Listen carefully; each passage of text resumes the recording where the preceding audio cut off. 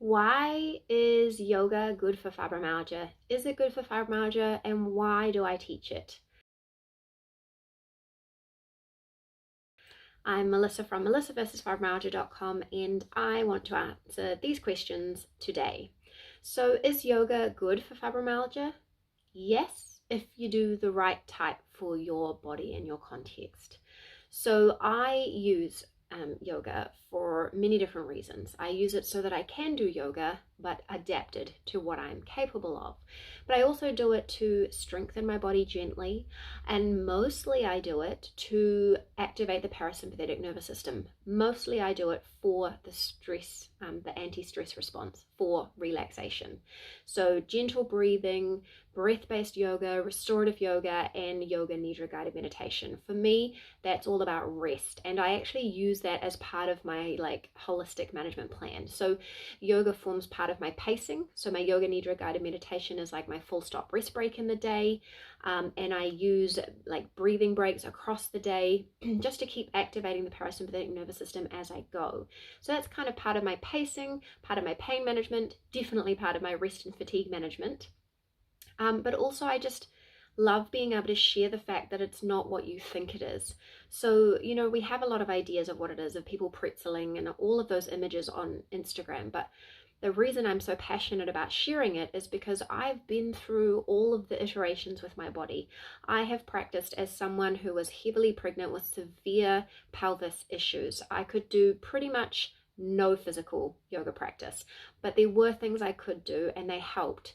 And it's like using yoga for pain management. For example, I do cat and cow pose to help my back, or there's specific poses that can help if you get quite tight shoulders or necks. I use the neck stretches all the time.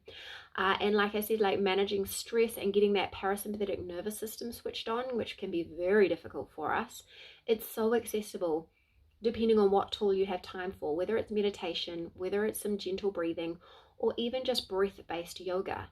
And some people just want to be able to do yoga. Some people just want to be able to do yoga in our body. Maybe they used to do yoga before they got any kind of symptoms, and they just want to be able to do it safely. And that's also kind of why I teach it.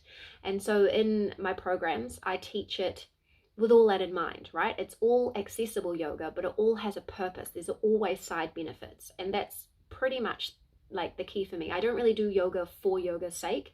I do it for the side benefits. I do it because it's a really handy part of my toolkit, my coping mechanisms.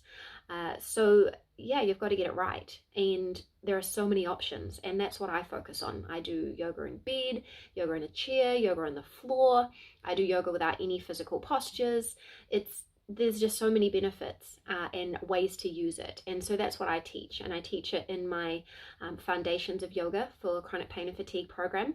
I made that because I trained to be a yoga teacher specifically so I could share the tools of yoga, because I had been playing with yoga for more than 10 years and I had found good ways to adapt it into my body. But I'd get so frustrated when I'd go to YouTube and choose a class that's like for when you're in pain, and there is no way I could do it. Like, it would leave me in more pain, or I couldn't even physically do it in the first place anyway.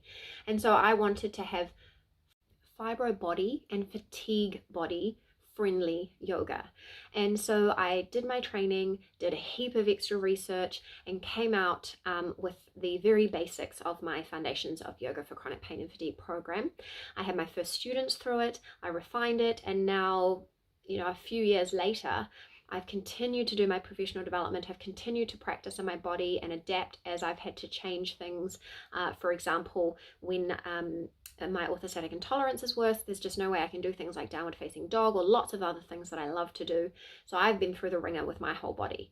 But I have adapted and adjusted and really refined it to get to this point. I've had a couple of hundred students through, and there's just overwhelmingly good feedback. One student said that this is like the only movement program they've ever been in that hasn't caused a flare. And other people have been astounded at how easy I've been able to make it, because when you're dealing with fatigue and pain and brain fog, that's a unique kind of situation that not everybody can get. So I'm really proud of it. And that's why I am so excited about being able to share it. And I am going to be, it's always open because I want it to be accessible. And that means when we're physically ready and able to do it. But in honor of Fibromyalgia Awareness Month in May, I'm going to be offering a special. So if you get into my free challenge now, then you will be able to find out immediately when the special offer is available. My free challenge gives you the 4 tools of yoga so that you can experience them in your body, the ones that I find most useful. So breath-based yoga, breathing, restorative yoga, and yoga nidra guided meditation, which is my absolute favorite tool. So if you want to sign up for that, that's all below. If you want to check out the foundations of yoga, you can check that out. If you want to know more about yoga, I'll put some more videos because I've been talking about this for a long time. But the moral of the story is that yes, yoga can be good for us if we're using it correctly, if we are adapting it for our body and being mindful of our limitations and our abilities. If we need to do it in bed, do it in bed. If we need to do it seated, do it seated. If today what we need is just some parasympathetic nervous system activation, do gentle breathing or do meditation. If you use it correctly like that, then hell yeah, it's a great part of our management plans.